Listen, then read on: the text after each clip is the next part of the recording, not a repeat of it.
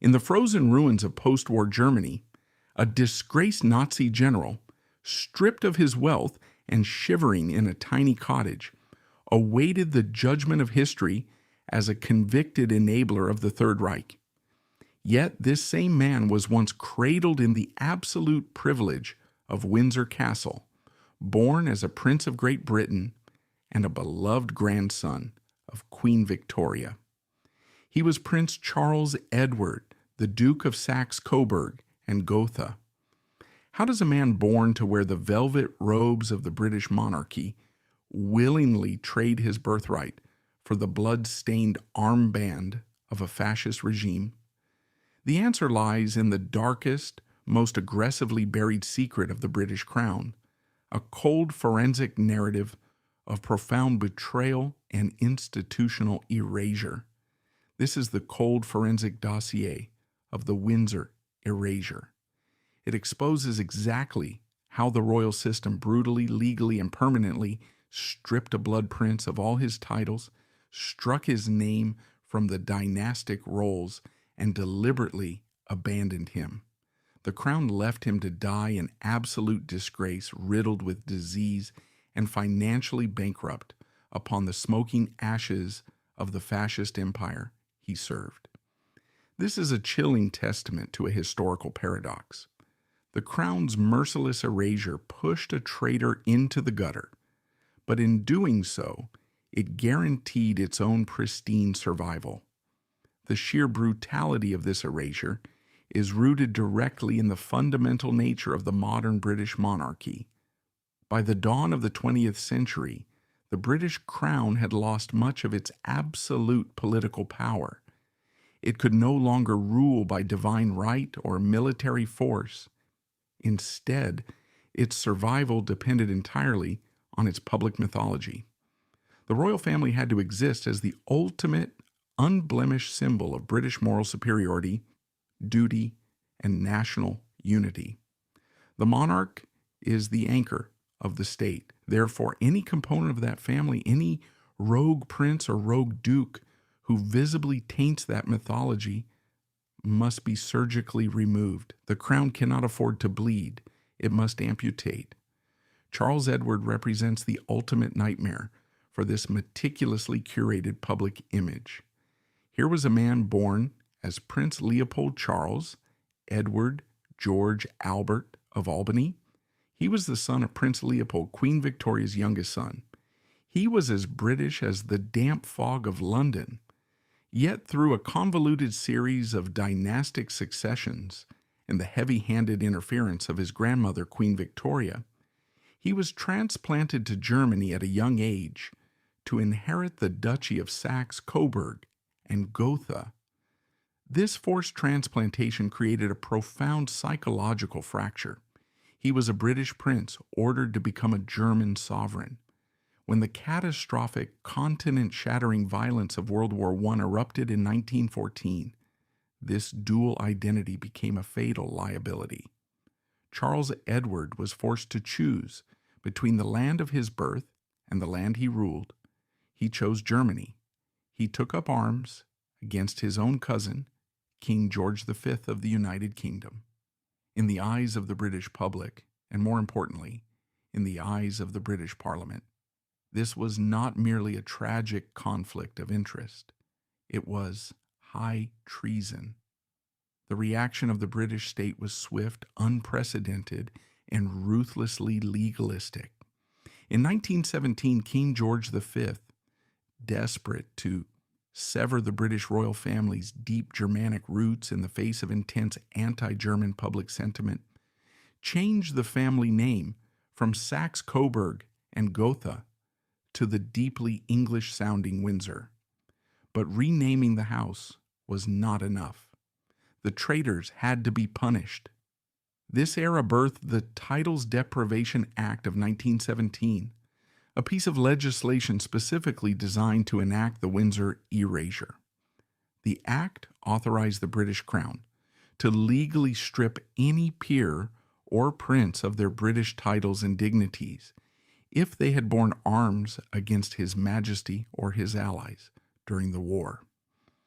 Charles Edward a grandson of Victoria, was officially struck from the rolls of the British peerage. He lost his status as a Prince of Great Britain and Ireland. He lost his title as the Duke of Albany. He was rendered a legal alien to the family that created him. This legal excommunication is the tragedy of the traitorous blue blood. It is the story of a man tumbling from the absolute zenith of European nobility into the abyss of the unrecognized. But the tragedy did not end with the stroke of a pen in London. Stripped of his British identity, and shortly thereafter stripped of his German sovereign throne by the German Revolution of 1918, Charles Edward was left floating in a psychological and political void. He was a monarch without a throne, an aristocrat without a country, and a man hollowed out by humiliation. It is exactly in this desperate, hollowed-out state that the darkest chapter of his life began. The Windsor erasure did not simply punish Charles Edward, it radicalized him. The absolute rejection by his British family created a vacuum of identity that was quickly, efficiently, and lethally filled by the rising tide of right-wing extremism in Weimar Germany. The man who was once a golden child of the British Empire began looking for a new empire to serve. He began looking for a leader who would restore his dignity, punish his enemies, and validate his existence. He found that leader in Adolf Hitler. The historical significance of this dynamic cannot be overstated. Charles Edward's trajectory illustrates the profound danger of aristocratic entitlement combined with political desperation. When a man believes he is born to rule, and that right is violently taken from him by a democratic revolution and a royal decree, his resentment becomes a highly combustible fuel. The British Crown's decisive action to erase him successfully protected the House of Windsor from the taint of fascism, but it also pushed a vulnerable, deeply connected, and highly influential aristocrat directly into the arms of the Third Reich. This establishes a grim, terrifying model of aristocratic survival in the modern age. The Crown utilizes the mechanisms of Parliament and the law to sanitize its own bloodline. It severs the infected limbs to save the body. But those severed limbs do not simply disappear. They rot, they fester, and in the case of Charles Edward, they return to wage a war of ideological vengeance against the very family that cast them out. The catastrophic mechanism that turned a British prince into a fascist enforcer began with a profound, devastating psychological fracture. His hamartia, the fatal flaw that dictated his doom, was not born of malice or inherent cruelty, but of a devastating lack of identity. The tragedy begins with a ghost. Charles Edward's father, Prince Leopold, the Duke of Albany, was the youngest and most intellectually gifted of Queen Victoria's sons. But Leopold suffered from hemophilia, the royal disease. He bled to death after a minor fall when Charles Edward was still in his mother's womb. The prince was born fatherless in 1884, carrying the heavy melancholic title of the Duke of Albany from his very first breath. He was raised in the soft, protective, intensely British environment of Claremont House in Surrey. He was an English boy. He attended Eton. He played cricket. He spoke no German. But in the high-stakes game of European dynastic politics, a royal child is not a human being. He is a chess piece. And the player moving the pieces was his grandmother, the formidable Queen Victoria. In 1899, a crisis struck the familial network. The heir to the German Duchy of Saxe-Coburg and Gotha, the ancestral homeland of Queen Victoria's beloved late husband, Prince Albert, tragically shot himself.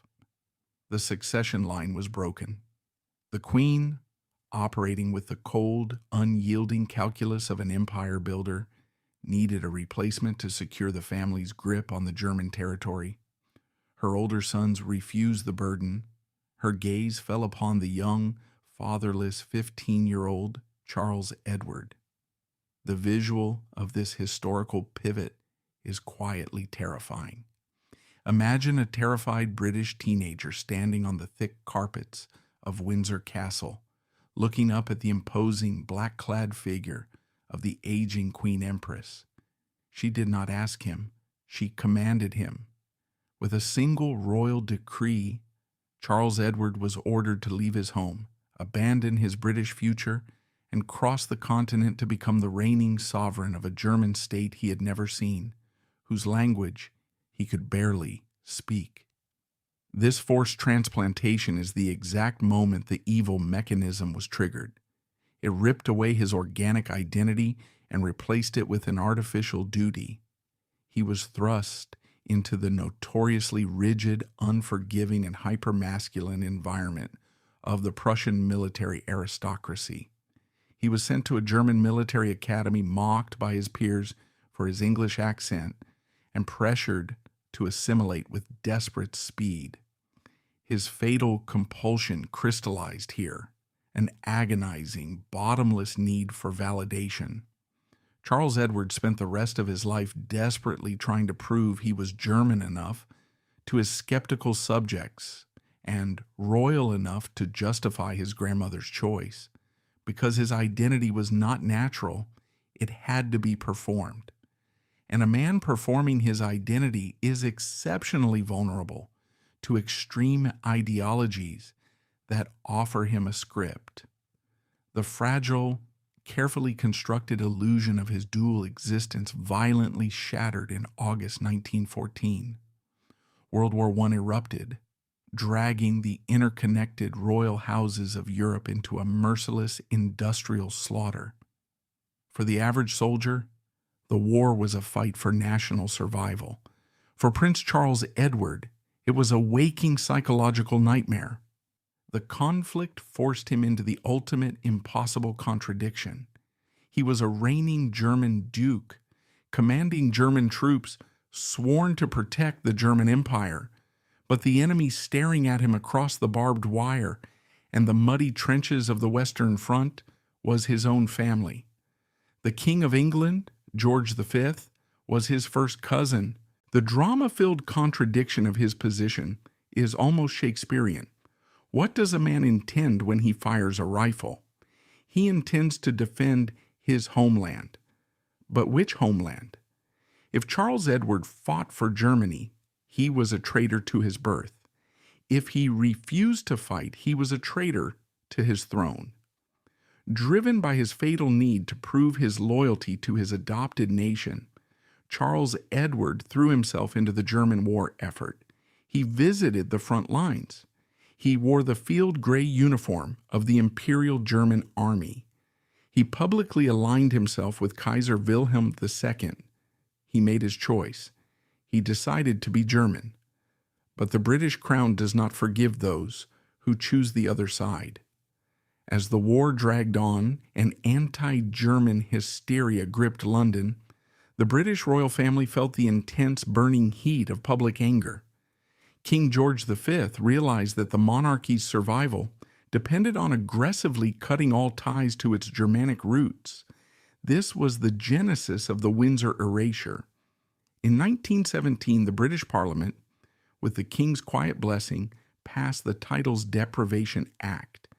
It was a targeted clinical legal strike. Charles Edward, born in the heart of the British Empire, was formally investigated by a committee of the Privy Council. He was found guilty of bearing arms against the king. With the stroke of a pen, his British existence was deleted. He was stripped of his Royal Highness status. He was stripped of the Dukedom of Albany. His banners as a Knight of the Garter were physically torn down from the walls of St. George's Chapel in Windsor Castle. He was permanently exiled from the family tree. The erasure was total, cold, and irreversible. The psychological devastation of this rejection was immense, but the historical timing was catastrophic. Charles Edward had sacrificed his British identity to secure his German throne. But by November 1918, Germany had lost the war. The German Empire collapsed in a chaotic, bloody revolution. Workers and soldiers, exhausted by starvation and slaughter, rose up against the aristocracy. The visual landscape of Charles Edward's life violently inverted. The red flags of communist revolutionaries were hoisted over the turrets of his castles in Gotha and Coburg. The deferential subjects who had once bowed to him now formed aggressive mobs in the cobblestone squares, demanding his head. On November 23, 1918, under the threat of armed violence, Charles Edward was forced to sign a declaration of abdication. He was stripped of his sovereign power. His vast estates were confiscated by the newly formed socialist government. Take a moment to fully grasp the absolute void this man now inhabited. Within the span of a few short years, the Windsor erasure had stripped him of his British homeland, his birthright, and his family. The German Revolution had stripped him of his throne, his wealth, and his purpose. At the age of 34, Charles Edward was a ghost. He was a deposed monarch, legally classified as a traitor in the country of his birth, and targeted as an enemy of the people in the country he had tried to rule. He was a man with no nation, no title, and a profound, festering sense of humiliation. This is the most dangerous psychological state a human being can endure. When a man whose entire existence is defined by inherited superiority is suddenly reduced to absolute powerlessness, he does not simply fade away into quiet retirement. The humiliation ferments. It turns into a toxic, blinding hatred for the democratic systems that dethroned him. The gap between how Charles Edward perceived himself, a divinely appointed sovereign, and the grim reality of his situation, a bankrupt exile, created a desperate hunger for revenge. He needed an enemy to blame for his downfall. He blamed the socialists. He blamed the Weimar Republic. He blamed the democratic allies who had humiliated Germany at Versailles. And in the dark, smoky beer halls and embittered political salons of post-war Germany, a new, violently radical movement was beginning to gather strength. It was a movement that promised to crush the communists, tear up the Treaty of Versailles, and restore the glory of the German nation. It was a movement that despised the very forces that had ruined Charles Edward. The erased prince, hollowed out by loss and starving for relevance, was perfectly primed to be weaponized.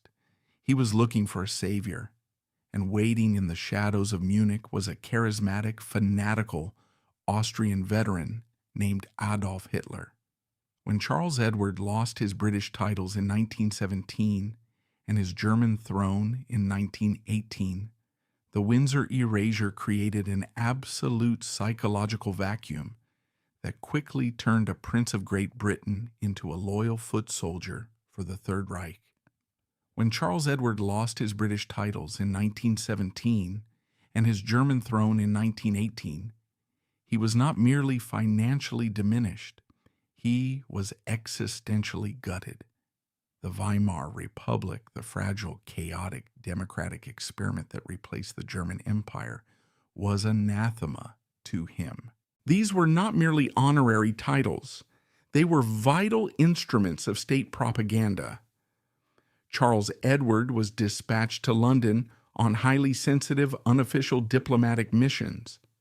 His primary objective was to bypass the traditional diplomatic channels and use his royal blood to infiltrate the highest echelons of the British establishment. He was tasked with convincing the British aristocracy, the Parliament, and even the British royal family that Adolf Hitler was a reasonable statesman, a bulwark against Soviet communism, and a natural ally of the British Empire. The prince was playing a deadly deceptive game of geopolitical espionage, leveraging the very family ties that had formally erased him in 1917. He hosted lavish dinners. He utilized his perfect upper-class English accent to soothe the anxieties of British lords. He actively functioned as a polished aristocratic shield for the brutal, systemic violence being perpetrated against Jewish citizens and political dissidents back in Germany. Charles Edward was the ultimate useful idiot of the Third Reich, a man so blinded by his restored prestige that he willingly provided moral cover for the architects of the Holocaust. But the British Crown is an institution that possesses an unparalleled, ruthless instinct for self-preservation. While some members of the British aristocracy flirted dangerously with fascism in the 1930s, the core of the British royal family, guided by the grim, pragmatic wisdom of King George V, recognized Charles Edward for exactly what he was, a highly toxic radioactive liability. The Windsor erasure, initiated legally by the title's Deprivation Act, now evolved into a suffocating, impenetrable social quarantine. When Charles Edward traveled to London on his Nazi diplomatic missions, he fully expected to be welcomed back into the royal fold. He expected private audiences at Buckingham Palace. He believed his blood would override his politics. He was violently mistaken. King George V utterly despised him. The king famously referred to his German cousins who had supported the Kaiser and later Hitler as aliens and enemies. When Charles Edward requested meetings, the doors of the royal palaces were slammed firmly shut. The British monarchy instituted a policy of absolute icy isolation. They did not publicly denounce him. To do so would be to acknowledge his existence and the embarrassing family connection. Instead, they weaponized silence. They treated him as a non-person. This profound rejection culminated in one of the most visually stunning and chilling moments of the entire pre-war era. In January 1936, King George V died. The funeral was a massive, solemn global event, bringing together the royalty and political leadership of the world to march through the fog-shrouded streets of London. Prince Charles Edward attended the funeral, representing the German government on the explicit orders of Adolf Hitler. The visual scene of the funeral procession is a masterpiece of dramatic contradiction. Walking behind the gun carriage bearing the coffin of the British king were the new king, Edward VIII, and the Duke of York, the future George VI, dressed in the immaculate traditional mourning attire of the British military. And walking among them, starkly isolated, was Prince Charles Edward. He did not wear a British mourning suit. He marched through the heart of London, past hundreds of thousands of grieving British citizens, wearing the aggressive, militaristic uniform of a general of the Nazi motorized SA, complete with the Stahlhelm, steel helmet. It was an act of staggering, almost psychotic arrogance, and a deeply intentional provocation ordered by Berlin. But it was also a visual confirmation of his absolute alienation. The British royals did not speak to him. They did not look at him. He was a phantom in a fascist uniform, walking through the capital of his birth, surrounded by a family that had surgically excised him from their history. The Windsor erasure was complete. He had tried to use his Nazi power to force the British crown to acknowledge him, but the crown merely looked right through him, seeing nothing but a traitor marching toward his own inevitable destruction.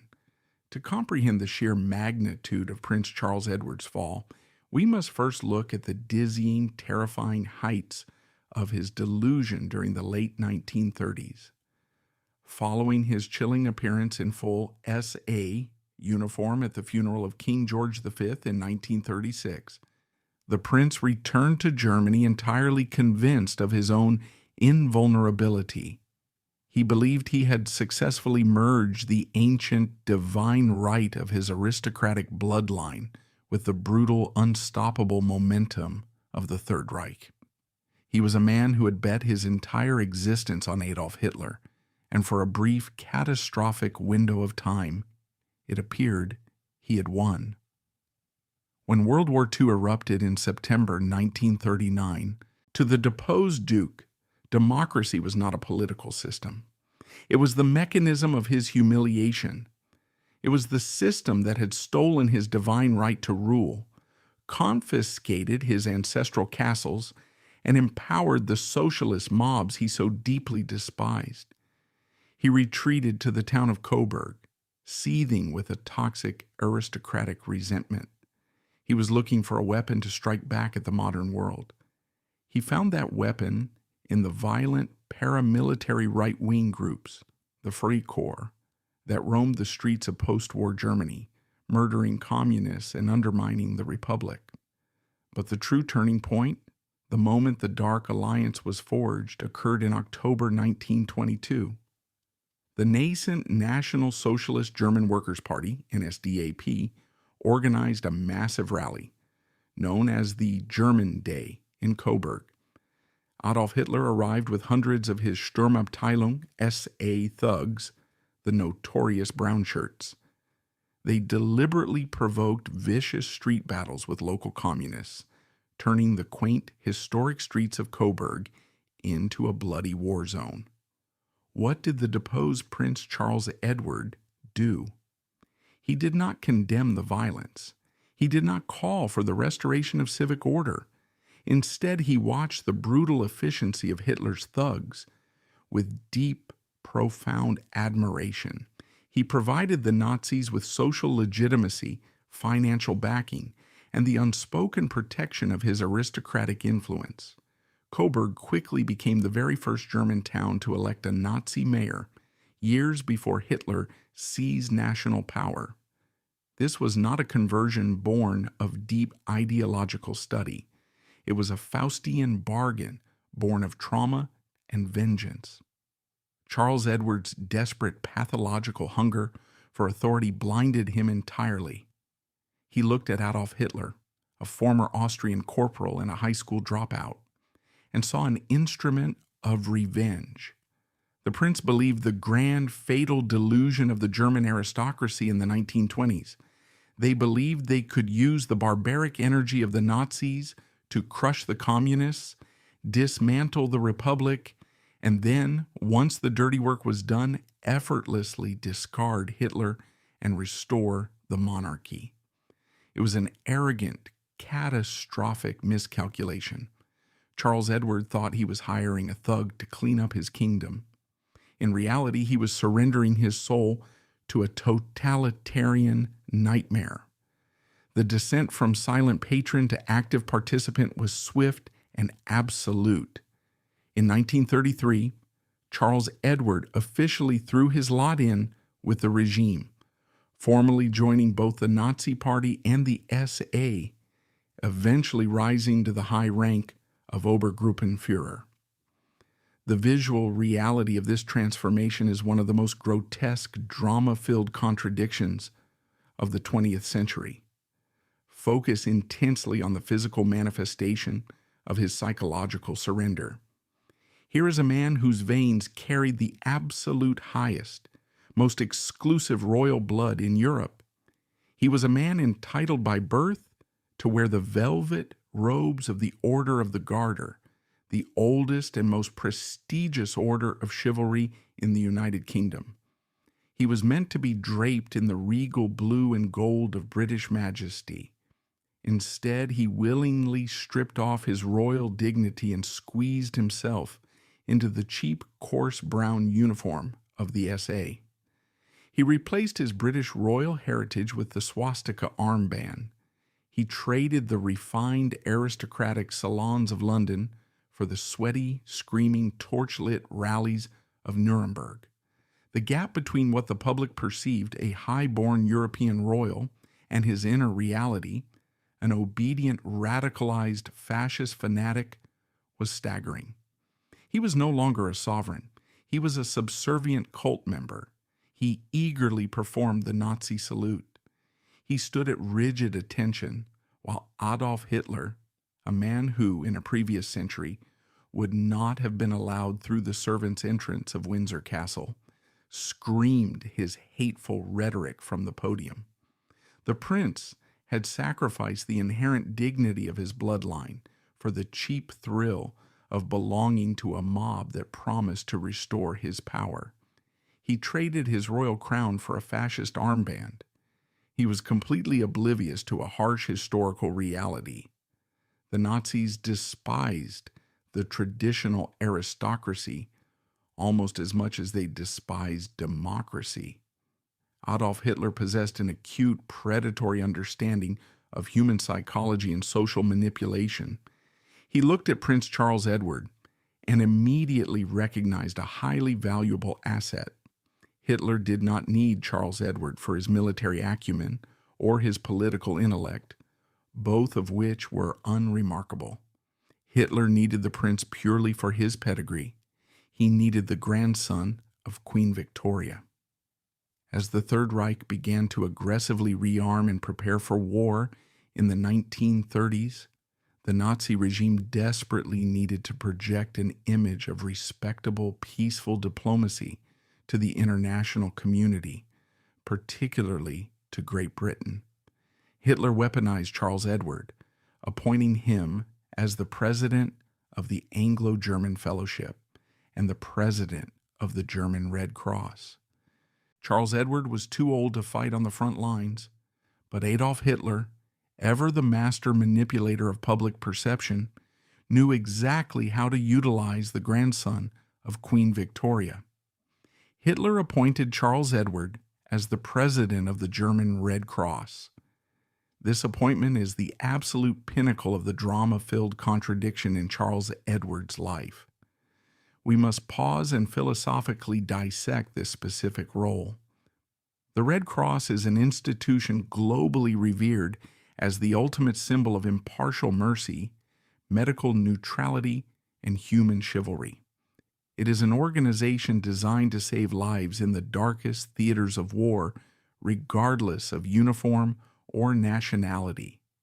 But under the leadership of Prince Charles Edward, the German Red Cross was thoroughly, systematically Nazified. The prince did not act as an independent humanitarian. He operated as a willing, obedient administrator of the fascist state. He expelled Jewish members from the organization. He eagerly integrated the Red Cross into the military apparatus of the SS and the SA. Most horrifyingly, the organization he presided over became deeply complicit in the darkest atrocities of the regime. The German Red Cross provided medical personnel and logistical support for the horrific T4 euthanasia program, the systematic murder of mentally and physically disabled citizens. His nurses and doctors were integrated into the machinery of the concentration camps. What did the prince intend when he accepted this presidency? Driven by this blinding vanity, a bottomless need for official validation and prestigious titles, he likely intended to play the role of a grand European statesman. He wanted to wear the medals, inspect the troops, and feel important. But what actually happened was a profound, unforgivable moral surrender. He wore the cross of mercy on his chest while actively serving the swastika of murder. He used his royal aristocratic aura to legitimize a genocidal bureaucracy. He had completely abandoned the chivalric codes of his British ancestors to become a high-ranking desk murderer for a totalitarian dictatorship. But the universe and the brutal reality of total war does not respect titles. The 1,000-year Reich that Charles Edward had tethered his soul to began to burn, and the fire inevitably reached the doors of his palaces. As the war dragged into its final apocalyptic years, the prince experienced the physical manifestation of his terrible karma.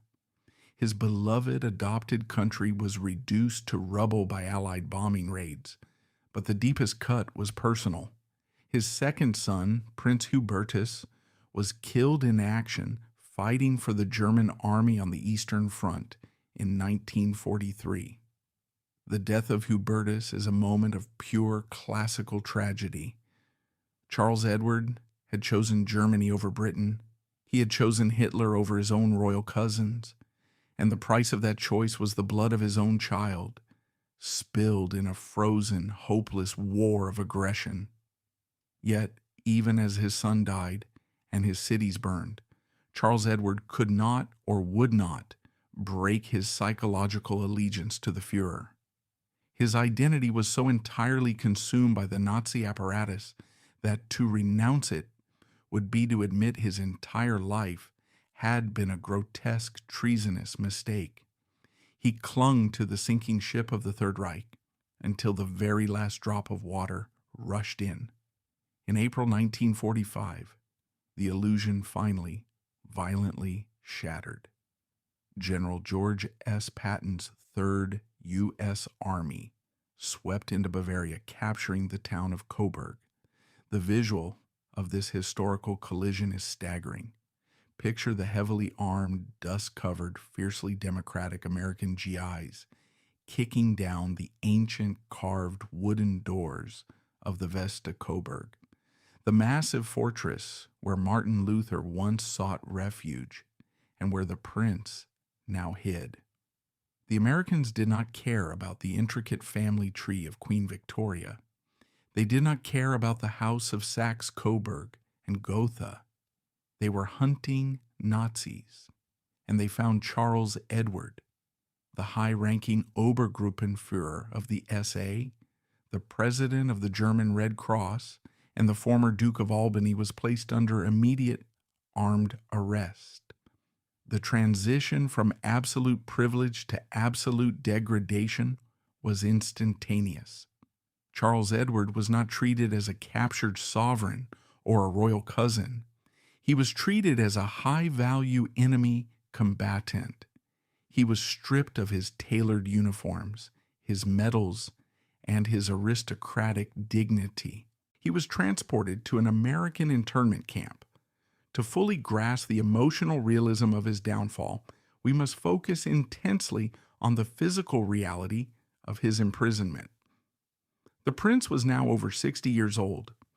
He was suffering from severe crippling arthritis and the early agonizing stages of skin cancer.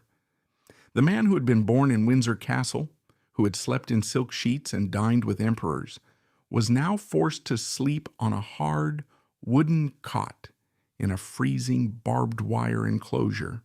He had to use communal latrines. He had to stand in line for basic rations alongside the very SS thugs, concentration camp guards, and low-level functionaries he had once commanded from his podium.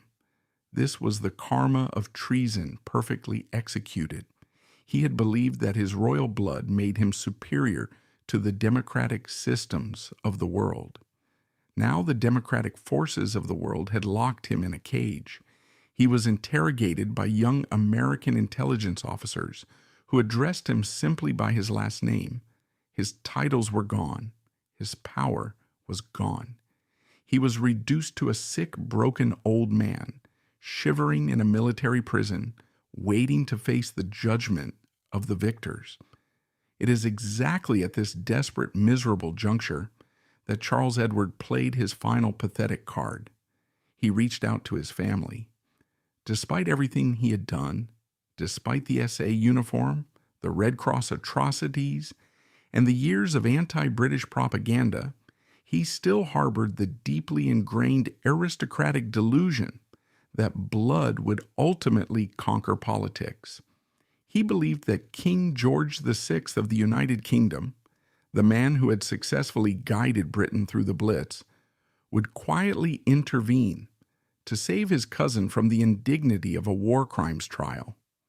His sister, Princess Alice, Countess of Athlone, traveled from England to a devastated Germany, horrified by her brother's physical deterioration, and desperately lobbied the British military government and the royal family for his release. But this is where the Windsor erasure transitioned from a legal document into a cold, unbreakable institutional reality. The British crown is a survival machine. King George VI and the Queen Mother knew exactly where Charles Edward was. They received the reports of his illness and his starvation, and they did absolutely nothing. The silence from Buckingham Palace was deafening, deliberate, and ruthlessly final. The Crown explicitly instructed the British military authorities in Germany not to offer any special treatment, any royal clemency, or any diplomatic back channels to the deposed prince.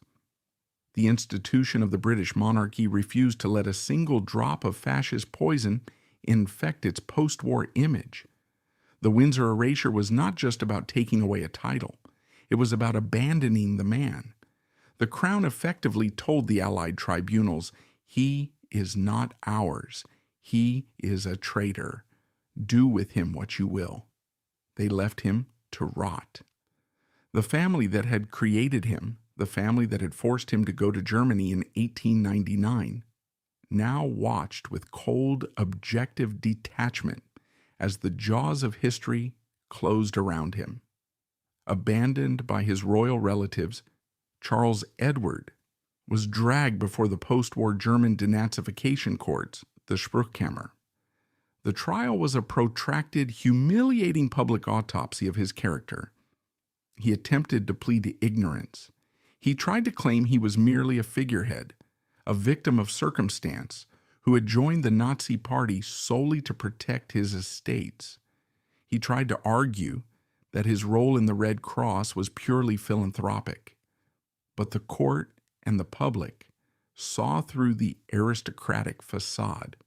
The prosecutors presented overwhelming evidence of his deep, voluntary, and enthusiastic financial and political support for Adolf Hitler from the very earliest days of the regime. He was not a victim. He was a highly influential enabler. The verdict was the final fatal blow. Due to his severe medical deterioration, the court stopped short of classifying him as a major offender, which would have meant heavy prison time, eventually classifying him as a follower, Mitläufer, or Group 2/3, depending on the specific appellate phase. But the financial punishment was absolute and utterly devastating. The court imposed a massive, crushing financial fine that effectively wiped out his entire remaining personal fortune in West Germany. Furthermore, the vast majority of his ancestral estates, lands, and castles in Gotha were located in the newly formed Soviet occupation zone, East Germany. The Soviet Red Army, holding no sympathy for a Nazi prince, had already confiscated those properties in their entirety without a single cent of compensation. The mechanism of his ruin was complete. The Titles Deprivation Act of 1917 had taken his British identity. The German Revolution of 1918 had taken his sovereign power. And now, the Denazification courts of 1946 had taken his wealth. The grandson of Queen Victoria was officially, legally, and permanently bankrupt. He had lost everything. The devastating effectiveness of the Windsor erasure is most visible in the physical and psychological reality of Prince Charles Edward's final years. Stripping away the grand historical narrative of World War II focuses the lens squarely on a single freezing room in post-war Germany. The transition from the heights of sovereign power to the absolute bottom of the social hierarchy is rarely documented with such brutal clarity. By the late 1940s, the Denazification courts had systematically dismantled his remaining life. He was stripped of his properties, his bank accounts were frozen or confiscated, and he was heavily fined. The man who was born in the opulent velvet-draped maternity suite of Windsor Castle was now effectively homeless. He was forced to move into a tiny, cramped annex, essentially a servant's cottage on the Elsässer Strasse in the town of Coburg. Focus on this staggering visual contradiction. He was the grandson of Queen Victoria, the former reigning duke of a prosperous German state, and a former high-ranking general of the Third Reich. Now he lived in a space no larger than the coat closets of his former palaces. He had no staff. He had no central heating. In the brutal freezing winters of post-war Germany, a time of severe rationing and widespread starvation, the prince was forced to scavenge for coal. This is the visceral, unforgiving verdict of karma. The political ideology he had championed, the brutal hierarchical fascism of the Nazi Party, was built on the premise that the strong must dominate the weak. Hitler's regime despised the vulnerable, the sick, and the poor. Now, by a cruel twist of historical justice, Charles Edward had become the very thing his ideology despised. He was weak, he was desperately poor, and he was rapidly deteriorating. His physical body began to mirror the moral rot of his decisions. He developed severe, crippling osteoarthritis. His hands, which had once signed the abdication papers of a kingdom and later raised the Nazi salute, were now gnarled and paralyzed by pain. Furthermore, he was diagnosed with aggressive skin cancer, which slowly began to disfigure his face. He could not afford high-quality medical care. He relied entirely on the meager charity of the local townspeople, people whose own lives had been shattered by the catastrophic war he had helped legitimize. The profound psychological isolation of this period is highlighted by the rare, heartbreaking interventions of his past life. Despite the ironclad policy of the British Crown to ignore his existence, blood ties occasionally pulled against the political current. His older sister, Princess Alice, Countess of Athlone, possessed a deep, enduring affection for the brother she remembered from their childhood at Claremont House. Princess Alice was a highly respected, deeply embedded member of the British royal family. Her husband had served as the Governor-General of Canada. She had spent the war years safely across the Atlantic, representing the triumph of the British Empire. When she finally managed to travel to Coburg after the war, the reunion was a masterclass in tragic realism. She walked into the freezing, dimly lit cottage and found her brother. The gap between their two realities was unbridgeable. Alice represented the victorious, immaculate House of Windsor. Charles Edward represented the destroyed, toxic House of Saxe-Coburg. Alice was profoundly horrified by his physical decay and his desperate poverty. She attempted to secure him a small pension, pleading with her royal relatives in London to show a shred of Christian mercy. She argued that the war was over, that the man was dying, and that his punishment was complete. But the Windsor erasure is not a temporary suspension. It is a permanent state of being. The British Crown, guided by King George VI, and later by the advisors of a young Queen Elizabeth II, remained an immovable wall of ice. They politely but firmly refused to officially acknowledge him, let alone repatriate him or provide him with a royal allowance. To send British taxpayer money to a convicted former SA general, even a dying one, was political suicide. The Crown prioritized its own immaculate survival over the biological ties of a grandmother they shared. Alice was allowed to send him old clothes and small personal sums of money, but the institution itself turned its back forever. He was left to die exactly where he had chosen to stand. What makes Charles Edward's final years a true psychological tragedy, rather than merely a sad story of a fallen old man, is his absolute inability to let go of his aristocratic delusions. Even in the freezing squalor of the Coburg cottage, his fatal weakness, his desperate pathological need for aristocratic superiority and validation remained entirely intact. When a man loses everything, he is usually forced into a state of profound introspection. He is forced to reckon with the choices that led him to the abyss. But Charles Edward never fully repented. According to the accounts of those few who interacted with him in his final years, he remained locked in a state of aristocratic delusion. He did not view his poverty as a just punishment for his complicity in the horrors of the Third Reich.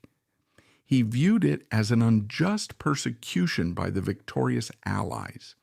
He still firmly believed that he had acted honorably, that he had merely tried to protect his German homeland from the threat of Soviet communism. He entirely decoupled his actions, his SA uniform, his Red Cross presidency, his diplomatic cover for Hitler, from the mechanized genocide that those actions facilitated.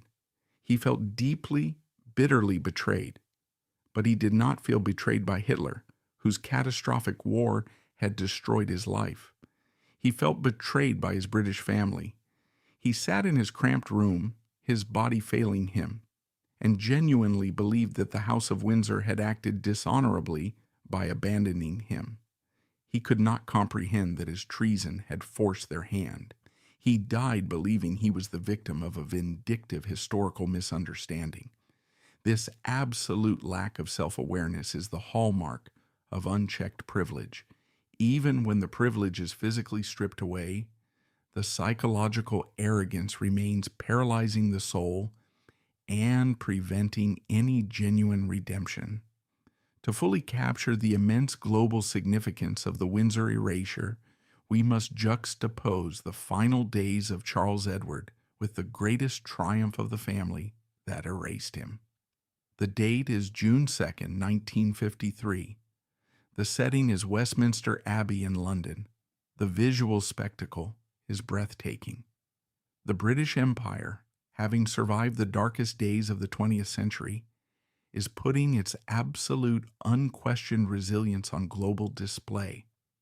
Millions of people around the world are watching the first televised coronation in history. A young, radiant Queen Elizabeth II walks down the ancient aisle. She is draped in heavy golden robes of state. The imperial state crown, glittering with thousands of diamonds, is placed upon her head. The Archbishop of Canterbury declares her the anointed sovereign. The massive choirs sing. The aristocracy of Europe, the political leaders of the free world, and the adoring British public bow in absolute unison. It is a moment of pure, unadulterated, institutional victory. The House of Windsor has secured its future. Now instantly cut the visual to Coburg, Germany, on that exact same day. Prince Charles Edward is almost 69 years old. He is living in his small, drafty cottage. He is crippled by arthritis, his face marked by cancer. He is entirely alone. He is not invited to London. He is not mentioned in the press dispatches. He is a ghost. He likely sat in his small room and watched or listened to the broadcasts of his cousin's coronation. The psychological weight of that moment is crushing. He was watching the family he was born into, the family that should have been his, claim the ultimate glory, while he sat in the ruins of the fascist empire he had foolishly chosen to serve. This juxtaposition is the absolute definitive proof that the Windsor erasure was a flawless, if ruthless, strategy. By cutting Charles Edward out of the family tree in 1917, and by refusing to let him back in after 1945, the British Crown ensured that the golden light of the 1953 coronation was not tainted by a single shadow of the swastika. The crown survived precisely because it was willing to let a grandson of Queen Victoria die in the dark. The end came quietly, lacking any of the grandeur or the violence that had defined his life. On March 6, 1954, Prince Charles Edward, the former Duke of Albany, the former reigning Duke of Saxe-Coburg and Gotha, and the former Obergruppenführer of the SA, died of cancer in his small apartment in Coburg. He was 69 years old. The reaction to his death is the final chilling chapter of this dossier. When a royal prince dies, the protocol is usually rigid and spectacular. There are state funerals, lying in state, military processions, and a gathering of global heads of state. For Charles Edward, there was almost nothing. The British royal family did not issue a public statement of mourning. No official delegation from Buckingham Palace was sent to Germany. Queen Elizabeth II did not order the flags at Windsor Castle to be flown at half-mast. The erasure held firm even in the face of death. To the British state, a traitor had simply ceased to breathe. His funeral in Coburg was a sparse, muted affair. A few minor European royals attended, out of a grim sense of historical obligation rather than genuine respect. He was not buried in the grand, soaring royal vault at St. George's Chapel in Windsor, where his father, Prince Leopold, lay, and where he would have been buried had he remained British. Instead, he was buried in the Waldfriedhof Forest Cemetery in Coburg. The grave was simple. The earth closed over him, swallowing the man, his titles, his treason, and his delusions. The physical erasure was finally complete. The British prince, who became a Nazi general, was successfully reduced to a forgotten footnote in the blood-soaked history of the 20th century. The quiet death of Prince Charles Edward in 1954 did not end his isolation. It cemented it as a permanent historical reality. The toxic fallout of his treason settled heavily upon his descendants, most notably his daughter, Princess Sibylla. Forced to navigate the political minefield of mid-century Sweden, she bore the silent, crushing weight of international ostracization. To protect her son, the future King Carl XVI Gustaf, the Swedish and British courts maintained a strict, unspoken distancing, ensuring the ghost of the Nazi prince would never taint the modern crown.